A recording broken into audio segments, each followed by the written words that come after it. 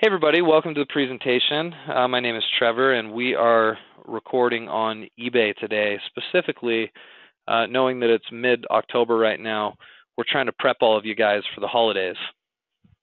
And I know the holidays, Christmas isn't for a few months, but when you're an internet marketer selling online like this, you've got to be prepared long before. So this is the time to be preparing, deciding what to sell, and when to sell it. That's kind of the discussion we want to have today. So I get this question a lot leading into the holidays.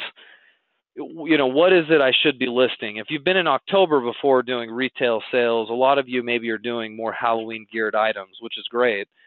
There's certainly demand there for that. But as we get closer and closer to the end of October, it doesn't make sense to have a lot of Halloween items listed, right? Because we're probably not going to get them there before Halloween. And especially in the Halloween decor area, people aren't going to be buying decor as much as it gets closer and closer to the end of the month. Once Halloween comes and goes, we're in November and we're prepping for Thanksgiving, Black Friday, Cyber Monday, and all the big shopping events and days coming up. So the question is what can you do now just to be prepared for that? Well, the first thing I want to show you is this. If you look at my screen right now, this shows the top 10 U.S. holiday season retail e-commerce spending days in 2014. So this is based on just last year's statistics. They show which days for e-commerce specifically yielded the highest number of sales across the entire internet. And here's your top 10 days. You'll notice that in, let's see, 1, 2, 3, 4, 5, 6, 7, 8, 9 of those days are in December. The only other day that was comparable in size to these other ones in November was Black Friday, which is November 28th. So really, I mean, there certainly sales are happening in November, and sales start to really ramp up in November, but your biggest selling days historically are going to be these. And especially as an internet marketer, mark your calendars, because Monday, December 1st is by far the biggest day of the year sales-wise.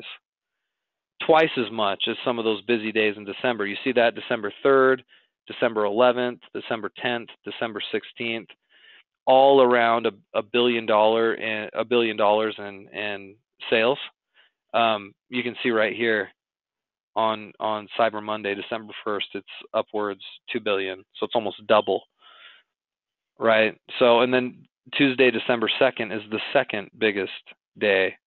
And then after that, it moves up to December 8th, so on and so forth. So anyway, I wanted to show this to you guys. I'll send out this link to all of you so you have it.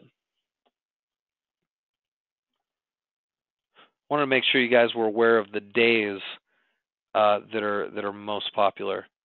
I think that's important to remember.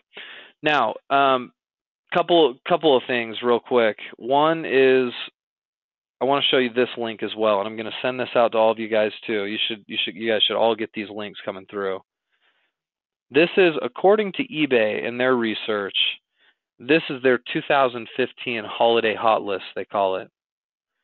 It says, check out our picks for the hottest products of the 2015 holiday season, including the must-have items on everyone's wish list. Okay, and as you scroll down, you've got toys as a big section here, a big list of toys products, fashion products, home and garden, electronics, coins, luggage, motors, and sporting goods. Now, I'm not going to go through this in a whole lot of detail right now, but whenever I get that question, well, what, now that Halloween's over, what exactly should I be selling? Well, there's a lot of options. You could be in the toys market, selling some of these popular toys that are coming out, and most of them are pretty name brand specific. You can see that, well, not all of them though. This one right here, dolls. There's no specific type of dolls, just generically dolls sell well. Anything Disney Frozen, which shouldn't surprise any of you. If you've done any Disney type sales, that stuff flies off the shelves. Lego products are always big. The tough thing about that, some of these products are great, but finding a supplier sometimes can be difficult. If you wanted to get your hands on Lego products at a wholesale price, you couldn't do it. It's just not possible. Lego doesn't sell their sort of product distribution channel doesn't allow for small e-commerce businesses to get their hands on Lego products at wholesale prices.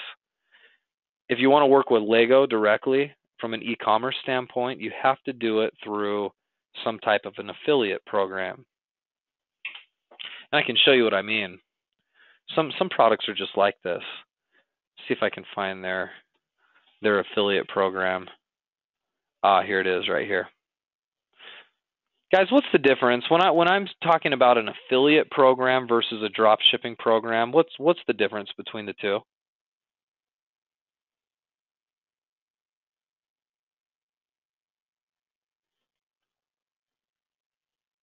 I mean, they're very similar, but there's some distinct differences. So if I'm looking at a supplier from an affiliate standpoint versus an actual wholesale dropship standpoint, what's the core difference there? And this right here is Lego's affiliate program, by the way. I'll zoom in on this so you guys can see it.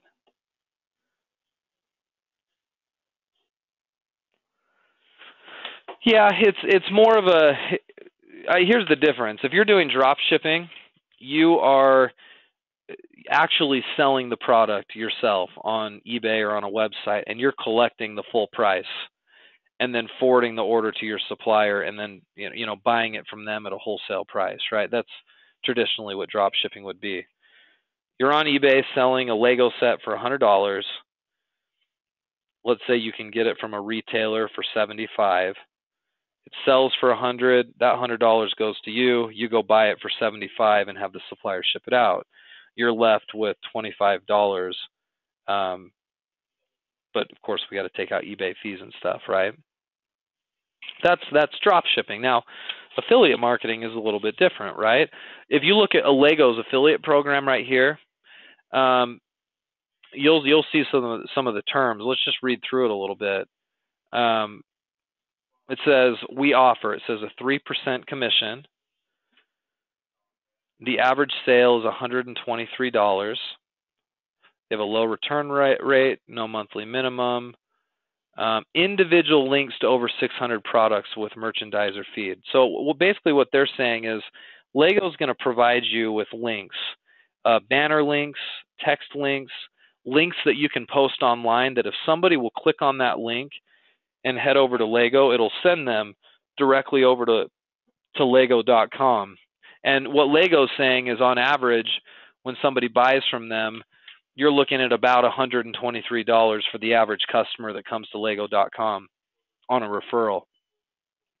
And you do the math on that 123 times a 3% commission.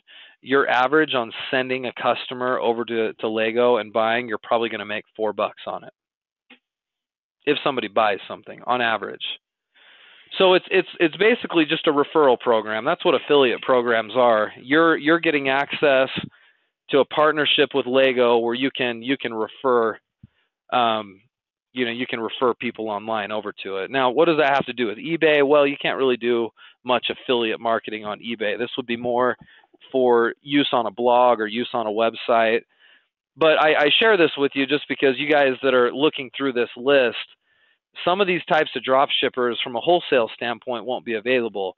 You could retail drop ship with a company like Lego and some of their retail partners, right? Walmart has Lego products, but you as a small business couldn't go directly to Lego and work directly with them to get a wholesale price. This right here might be your only option. Okay. So that's the difference. And I'm getting some good answers here. Yeah, Randy says you're working for another company. You essentially are. You're just marketing for Lego. And the commission isn't amazing, right? 3%. You sell something on average for $123, make $4 a piece. You'd have to have a lot of referrals going to Lego to really make any money doing it. That's not to say that affiliate marketing doesn't work or there's not money in it. It's just that's why a lot of you guys see that we'll start you out in drop shipping because the margins and the profits tend to be quite a bit better. Okay. But anyway, going back to this list, you're going to see a lot of name brand stuff. You're going to see some generic stuff too. For example, right here, unbranded men's accessories is, so I guess that would be, ties and belts and whatever, watches, maybe unbranded men's accessories. So not necessarily brand driven, which is good.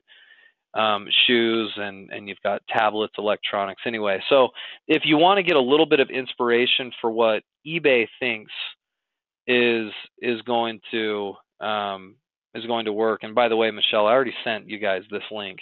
So if you haven't gotten it yet, I'll send it again. There you go. You guys should see it in your chat window. And I'll put it in the comments section of this video. I'm going to record this and I'll have it there in the comments for you guys in case you need to find it that way. But this ought to be a good guide for you. I get that question so often, and what's tough is when Christmas comes around, the demand for everything just increases substantially. So it's not like you need to find some little micro niche that's huge this year and is trending this year to do well during the holidays.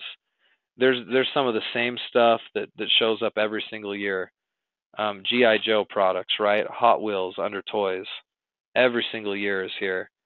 And so if you can get in there and use this as a guide, you're just going to give yourself a better opportunity. Okay? All right, so that's the 2015 holiday hot list. So between that and just keeping in mind that, December 1st, well, really November 28th is one of the biggest days for the holiday kickoff for sales. You've got to be prepared, and that gives us what, a month to prepare ourselves to really ramp up our eBay stores. If you've got a certain listing max on eBay, you should be filling it to the brim right now. eBay is a little more lenient on limits, and so during this time of year, they tend to give our clients higher listing limits, which is good. So if you don't have very high limits or you're bumping your head up against your limits, you should be contacting eBay to see if you can get those increased prior to the holiday selling season. Okay. All right. So for now, that's all I'm going to give you guys on preparation for the holidays. I've got some other guides that we're going to come out with a little bit later over the next few weeks. eBay has a 2015 holiday sellers guide that we're going to go through, and according to eBay, what they would like you to see you do to prepare. But these two things right here, if you'll review those and be ready, you'll give yourself a really good shot at having a great holiday. And don't let it stress you out if you don't have the best holiday this year, because for a lot of you guys, this is your first real opportunity to sell during the holidays. And if this is your first year in business, historically, it's going to be your worst holiday selling season, right? Because this year you've just been learning about it and you're just trying to take advantage of it. Your second year will be better. Your third year will be even better than that, so on and so forth. But we found for our newer clients that still, if you'll prepare yourself, you'll do well. Okay? All right, so with that said, I'm going to go ahead and turn off the recording. If you guys are watching this recorded, thanks for coming along, and good luck getting ready for the holidays.